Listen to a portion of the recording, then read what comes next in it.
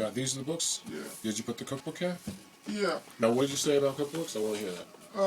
I figured that's not a health food, genuine, but there might be some No! recipes. I asked you, what did you say? I said that might be something we could use. You said, no, you said in general. Tell me about cookbooks. Because I'm making a point out of it. Tell me about what you said about cookbooks. We might be able to use that because it's a cookbook. Because cookbooks are generally good. What the hell? That's what people think. Here, come over here. Peter-Appleseed's got news for you. Peter-Appleseed wants to wake people up to the fact that, you see what's next to my arm here? This junk? You would think that I would say everybody should have a bag of rice around and this and that, but you shouldn't. That's crap rice. You eat that in an emergency. So, we got a book here, and I've just seen this for the first time. Do you know how to film? Mm-hmm. Okay, then do it right. I've never seen this. I'm already disgusted. I'm already trying to prevent people from thinking that any cookbook's okay, and people that order this is trash. It's called Reader's Digest Company. Great recipes for good health. And then I'm taking a look at, stuff on the front cover here. This looks kind of good. Well, let's see. I'm just going to open up the random page. Pickled beet salad. That's what baby's in as the Get canned away from food. the cookies. Get away from the cookie jar. Wait. Just wait 1 second. Look what baby's in has. Sliced beets with high fructose corn syrup. Give it to me. Give it to me. Did you see what the kid picked up? Pickled sliced beets. This looks kind of good. Let's see. I'm just going to open up the random page. And I opened this pickled beet salad. He's smart. I opened up to this, and he gets this. Okay. You saw that on film.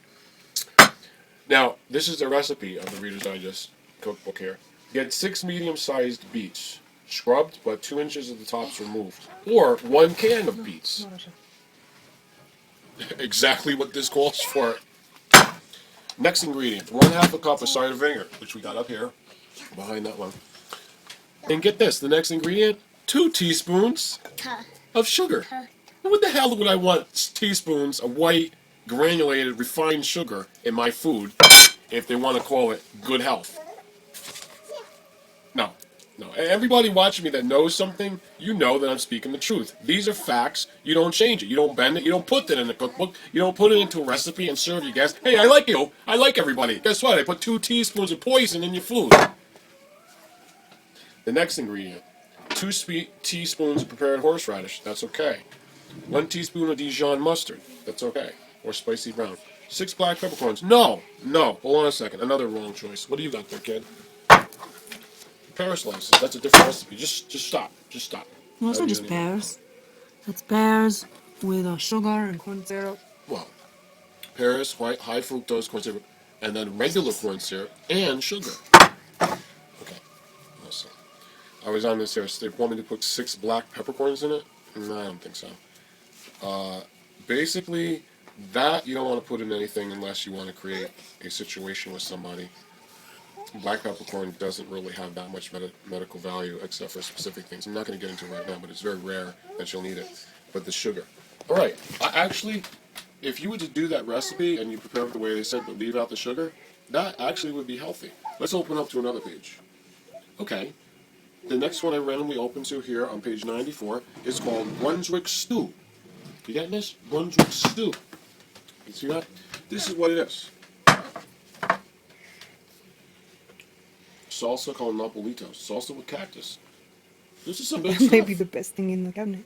I didn't know we had. I don't know we had this in the book. I'm looking at it. It's got a duck on it. But listen, here's the recipe. Listen to this.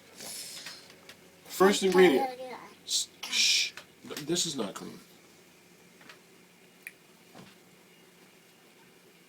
Actually, we kill flies with this, but I never used this one before. Let's just keep it over here. Okay. The first ingredient. Can I get to that, please, for the next 2 minutes? I haven't been able to say what's in the Brunswick stew. 1. No. Okay, stop. Put it back. I don't even care. Wrong place. You're not following directions. Put it away. Take it and put it away. Okay. Can I get to the ingredients here? You're listening. 1 whole... Can you get over here? 1 whole chicken. Okay, let me translate that. Dead, rotting, carcass, flesh. Chicken was a bird that used to be alive. They want me to put this in Brunswick stew, and they call this for good health.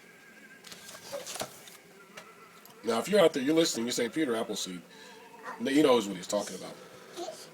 You don't put a chicken into something and say it's healthy. That's worse than sugar. If you show that to me, you come up with the plate. Oh, sorry. You come up with the plate and it's on there, and you're like, "Bon appetit! We like you. You're a good guest." And they put this dead rotting thing in front of me, and they spice it up and everything. I'd be like, I'll have to be polite, but I'm not going to stay around too long. I'm going to run out of there. They're trying to kill me. I don't need friends like that. Now they're trying to spice it up. They put the dead carcass in there, and it's like it's got the bad, to kill you. They put parsley on it. They put more peppercorns. They put a bay leaf. Oh, 4 cups of low-sodium chicken broth, or what? Not only you got that, you got to put the chicken broth on the chicken. So it's a bunch of his cousins that they cook down the liquid. You pour it on the cousin of the other chicken. Isn't that wonderful? So they're all getting together there. It's just a big coffin. It should be buried, but it's a big coffin. You're like, here, eat out of the coffin. And then you want to put ground poultry seasoning. You want to put medium-sized carrots. You want to put large stalks of celery, medium-sized all-purpose potatoes. What the hell?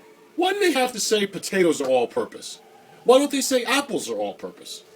Why don't they say lettuce is all-purpose? Why don't they say oats are all-purpose? Did you ever see them, give you a bag of all-purpose radishes? No, Raja.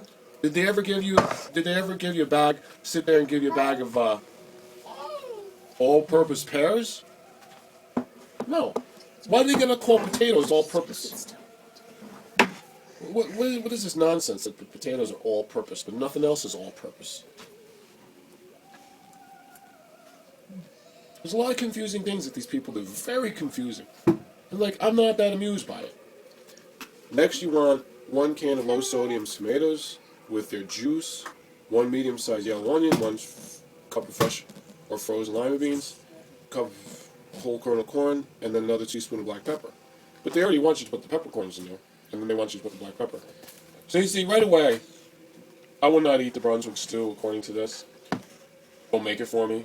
If I come there and you didn't know I was coming, you didn't know how I am, then I would expect it, because I just show up sometimes and I don't know what they're going to give me. They always give me something. There's always something, and the more lenient they are, to say, you can have whatever's around, we can get you something that you can eat. I can usually find something, but it's usually the main course and stuff, wherever you go, is stuff out of this cookbook. This is American. This is ignorant. Most likely because it is American. There were many people that came here to try to teach us vegetarianism, or try to teach us health or nutrition, or why don't you just go and pick it yourself, self-sustainable, self-sufficient sustainability. You can't do that where you're going over there and the guy's killing the chickens for you, and they ship it in 100 miles away, Purdue or whatever they call them, Tyson's or Chicken McNuggets. You can't do that when you're just shoving sugar into it, because all the sugar is made in a factory with slave labor. You think they don't enslave the black people? Are you out of your fucking gourd? That's how they make the sugar. Black people make the white sugar. So, what is this so American that we gotta put white sugar in everything? Then you need the white fluoride toothpaste so you can make your teeth all white, and everything else. It's all about white. It's all about the wrong food that you eat. You want to put white flour and the white sugar together, and you get some white concoction of this white thing that you're eating, but it's gonna kill you. That's why we've got more people in the hospital than anywhere else. And once you eat your white sugar and your white bread with your white milk, you end up in the white room, seeing the white light, and you're dead. So what the hell is so fucking great about white? I think there's a lot of ignorance here. This is the American way. This is your cookbook. I'll tell you what, shove it. You want to learn something? I'll tell you something more. Then you're going to find out how to eat. Raw, direct, pick it from the tree, enjoy it, give thanks. No, I'm not thankful for this. Actually, so, you didn't know, but now you do know. What do you think I want you to do with the book? Can you burn it, please? Can you burn it? Okay, put it on the fire.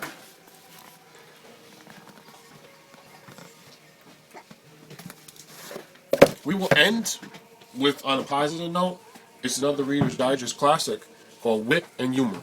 I'm just going to open up to any page here and see. I did open it to any page. There's no bookmark here. It's page 128. It says, efficiency expert. A guy smart enough to tell you how to run your business and too smart to start his own. We're not fooling food no more, baby. That's corn. My great assistant here just gave us the whole kernel corn in here by Albertson's brand.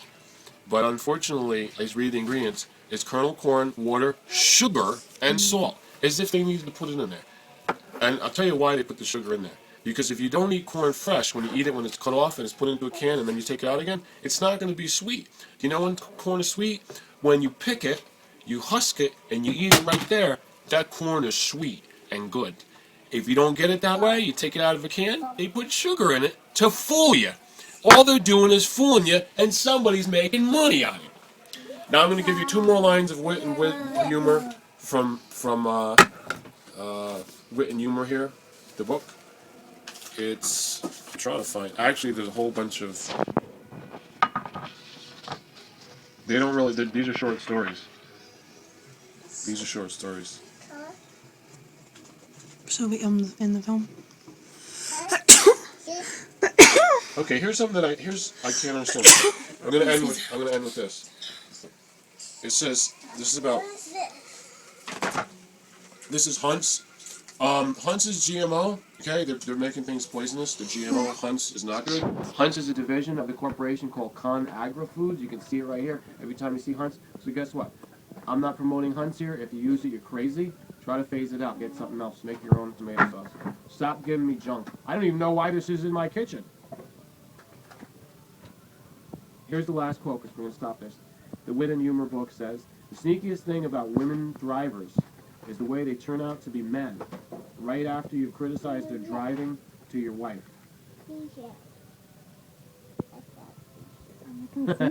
That's a good one. All right, if you figured that one out, you're smarter than the average bear. See you later.